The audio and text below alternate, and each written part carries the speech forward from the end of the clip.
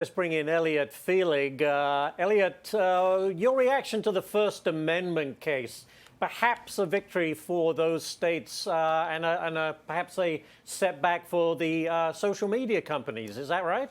It is, but you know, with Supreme Court cases, you always have to, before you get to the merits, often you have to deal with issues of standing and ripeness. And that's really what this decision focuses on more. It's a question really of ripeness. The companies haven't yet been impacted necessarily in a way that they can fully bring their claim, but they may be able to in the future. What's fascinating about the First Amendment case is you have conservative principles sometimes running into each other. You have conservative groups who understandably are very angry about what they see as the kind of censorship and limitation on their speech that sometimes comes from these social media companies. But you also have conservative principles which say, well, wait a minute, laissez-faire. Let the companies do it themselves. And if you don't like the way Facebook or Twitter or whoever regulates speech, well, go start your own platform. So, Elliot, wait right there. I'm Sure. sorry to cut you off. We're going back to Lydia. We have a ruling on immunity. Lydia, what do you got? Yeah, Ash, this is the big one we've had all eyes on right now. We're getting this just in. Former President Donald Trump from the Supreme Court of the United States does have immunity, and it appears that the decision is limited to his official acts. Remember, a big question after the lower courts in the District of Columbia decided that the former president had no immunity across the board.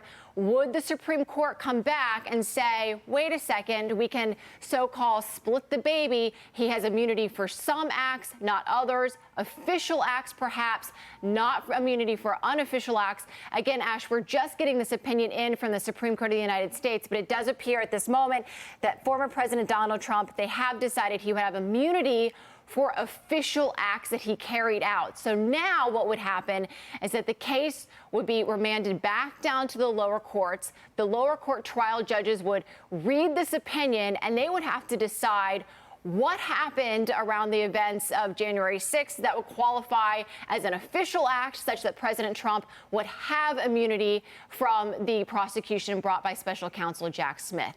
Ash. Very interesting, Lydia. Thank you very much. Elliot Felig, come back in. I'm sorry I had to cut you off, Elliot, but now we can talk about the big topic of the day, this immunity. So basically the court, to Lydia's point, saying, well, depends. Was it a private act? Was it an official act that you did? And how do you segregate those acts? I mean, how do they make that determination? Right. So this is consistent with what a lot of us expected based on the oral argument. The fact that it's a decision by the Chief Justice, by John Roberts, he was sort of one of the two. Roberts and Amy Coney Barrett were the two potential swing votes on this issue. They both seem to be drawing towards a middle ground where they wouldn't give Trump this absolute broad sweeping immunity that would just blow out the indictment. That seemed unlikely to me, but it also seemed that they were skeptical of what the D.C. Circuit had done, which basically said no immunity, everything goes forward, full steam ahead. The upshot is, I think, based on our initial reading, is that this is probably going to have to go back to the district court for serious adjudication as to now what acts constitute official acts that would be immune from criminal prosecution and what acts constitute private acts that would, in fact, be subject to criminal prosecution. That means that it was already very unlikely that this would go to trial before the election, but I think this makes it even less likely, if not impossible. So in that context, then, Elliot, a victory for Donald Trump.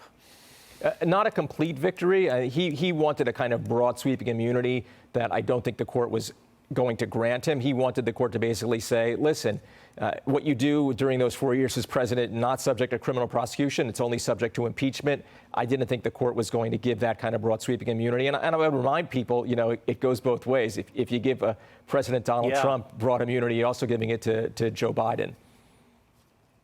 It's interesting because the Trump team said, look, he's already been tried during Senate impeachment hearings, and he can't be tried twice. I guess that didn't play into it. I don't think so, based on our initial reading. I didn't think the impeachment has never been interpreted by the courts as a substitute for criminal prosecution. Interesting stuff. Elliot, thank you very much for your input here.